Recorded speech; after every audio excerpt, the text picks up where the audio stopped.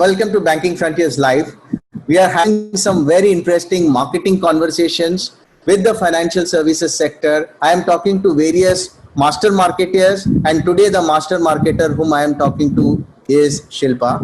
Shilpa Desai is from Fullerton. She heads marketing as the CMO of the organization. Hi Shilpa, welcome to Banking Frontiers Live. Hi, and a big hi to Babu and team. It's great to be speaking to you on this topic on how life has changed post-COVID.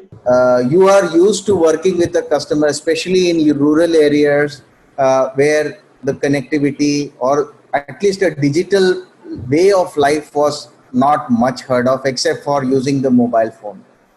Correct? So there obviously is a lot of change that is required in those customers when you need to onboard them into the digital way of life, especially when the other things cannot run. Correct? And what kind of experience are those customers expecting from you as an NBFC when they expect you to come into the digital world, come into the digital world of life? I'll take it a little differently, Babu.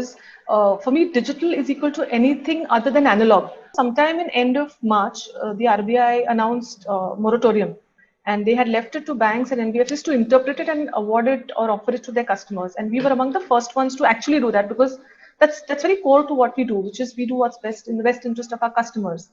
Now, what the mandate also said is that we will take customer consent before we award the moratorium.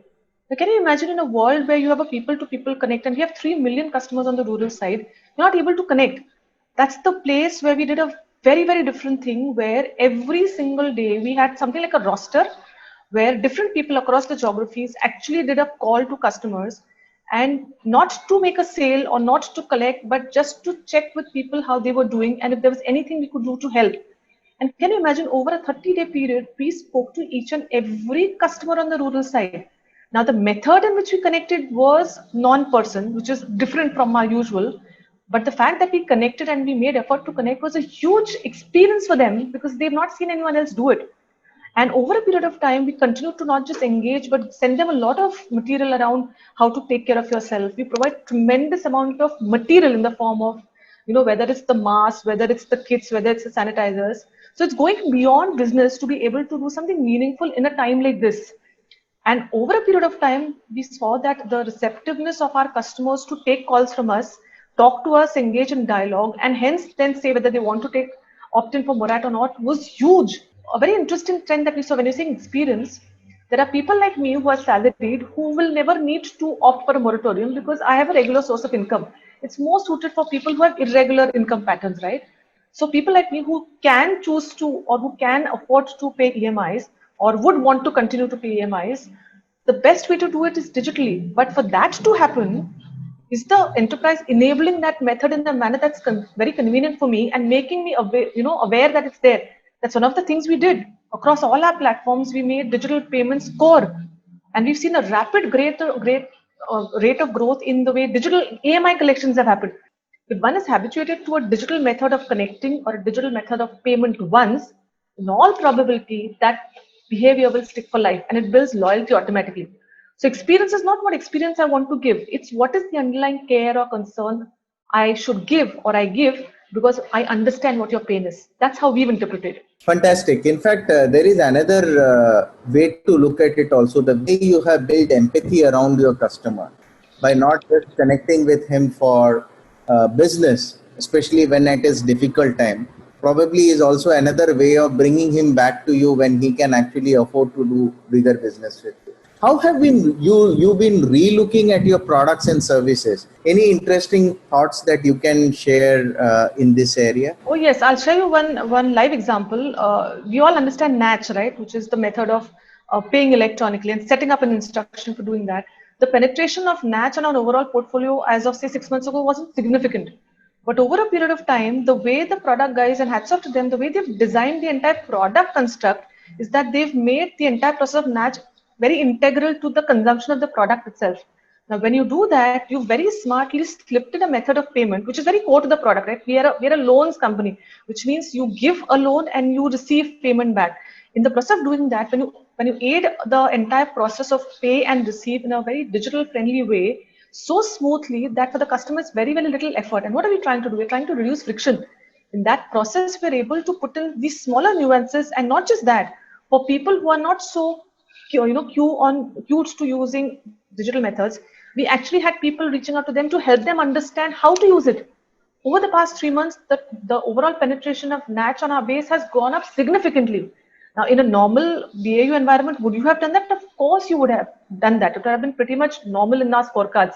But this time allows you to have much deeper connect. So, there are smaller nuances of understanding how you can build a feature or a functionality into your core product and bundle it in a way that it's least friction for customers. Now comes your rural customer who is not very tech savvy, and even if you are very tech savvy, ultimately an experience is also a human touch, correct?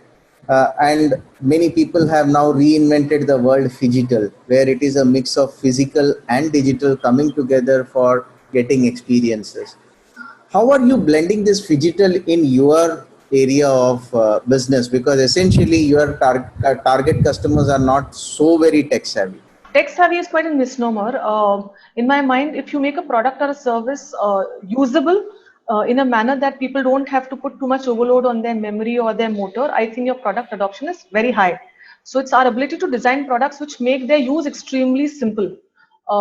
If you look at rural base, which is so significantly large for our customers profile, it's not that they aren't tech savvy. I think that's the wrong term for that base. But for those guys, anything which doesn't need them to do a physical movement or logistics or meet people is a non-analog way of doing it. So, for example, if I were to tell people that pay your EMIs digitally, in all probability, I'll draw blank faces. But if I were to tell the same rural customer that through an SMS, because SMS penetration is high, just Paytm kar do, they never realized that doing a Paytm payment was equal to digital. That is how we look at it. But whether it's that or whether it's looking at a QR code and just doing all of that, look at the kind of sheer difference it's made to people's lives. Not just that, for a lot of places, the entire process of customer onboarding itself by design has a repayment tag to the onboarding process, which means that once you give an authorization to that particular loan, you're pretty much able to collect against that unless the customer asks us to stop. Now, what that does is you're practically taking away the need for physical interaction.